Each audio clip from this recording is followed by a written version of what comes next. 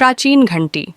अर्जुन को हमेशा कहा गया था कि वह पुराने महल के खंडहरों में न जाए, लेकिन उस दिन उसकी जिज्ञासा बढ़ गई। शाम का सूरज महल की टूटी दीवारों पर सुनहरी रोशनी फैला रहा था। अर्जुन हल्की नीली शर्ट पहने धीरे धीरे अंदर गया।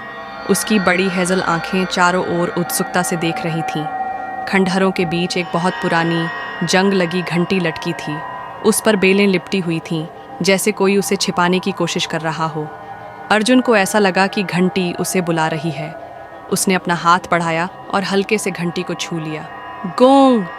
तेज आवाज पूरे महल में गूंज गई। जमीन हिलने लगी और हवा में सुनहरी धूल उड़ने लगी। अचानक खंडहर बदलने लगे। महल फिर से नया जैसा हो गया। ऊंची ऊंची दीवारें खड़ी हो गईं, दियों की रोशनी चमकने लगी और महल सुंदर दिखने लगा। अर्जुन की आंखें आश्चर्य से फैल गईं।